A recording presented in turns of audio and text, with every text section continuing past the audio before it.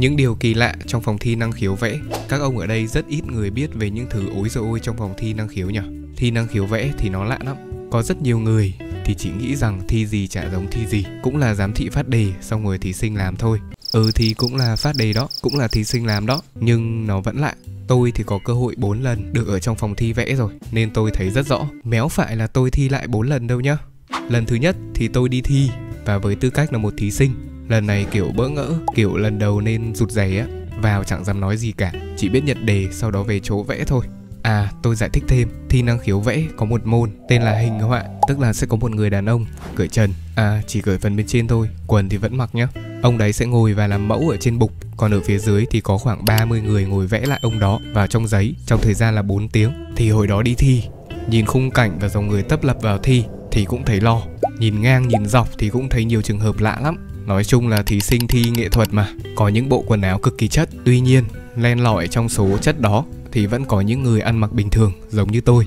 Thấy nhiều bạn nữ còn mặc crop top lẫn áo 2 giây để đi thi cơ. Nhiều ông thì xăm trổ kín tay. Vào phòng thi chắc làm bố giám thị luôn đấy chứ. Nói chung là cũng nhiều trai xinh, gái đẹp, cũng có thêm động lực để vào thi. Tới lúc vào thi, phòng tôi thì giám thị đánh số báo danh và sắp xếp vị trí đứng. Còn mấy phòng khác, đặc biệt là phòng của những cái thằng bạn tôi thì được tự chọn chỗ. Nếu mà ai không hiểu thì cái vị trí đứng nó cực kỳ ảnh hưởng đến bài vẽ luôn.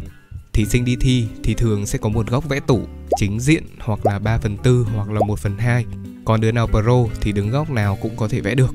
Hồi đó thì tôi bị xếp vào góc chính diện, mà góc chính diện thì méo phải góc tủ của tôi, nên tôi nhanh trí chạy sang chỗ khác và đứng vào vị trí là góc 3/4.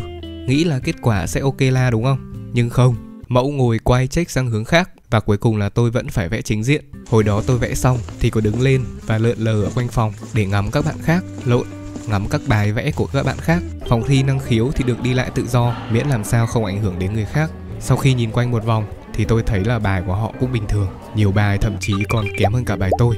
Sau nhận điểm thì quái nào trong phòng tôi lại có thủ khoa, tôi thì cũng méo hiểu kiểu gì luôn, buồn cười lắm.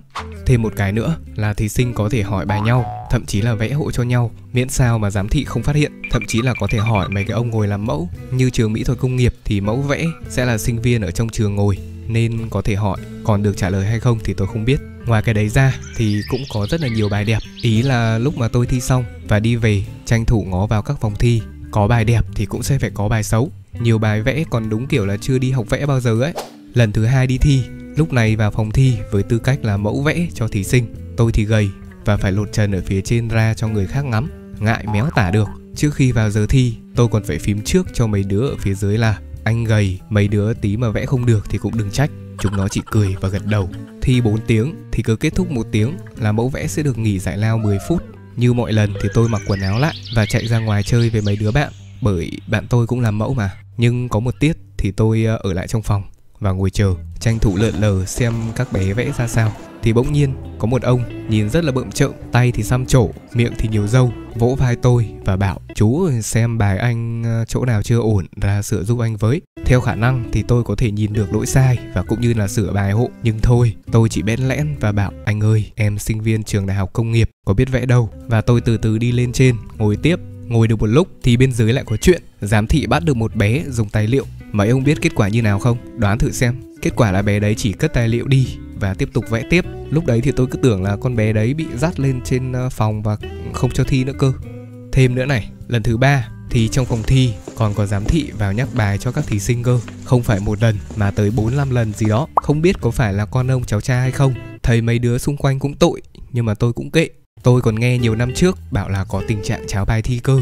Dành cho ai chưa biết thì bài thi của trường khi mà vẽ xong sẽ được thu lại và mang về trường đó chấm thi. Giáo viên trong trường thì cũng sẽ là người trực tiếp chấm luôn. Vậy nên tình trạng tráo bài cũng sẽ có khả năng. Tôi thì chưa gặp bao giờ nên tôi cũng chỉ đoán thôi và không dám khẳng định. Theo mấy ông thì có hay không? Comment ở phía dưới nhé. Nhớ like và subscribe để tôi có thêm động lực ra những cái video nhiều hơn nữa nhé. Bye bye, xin chào và hẹn gặp lại.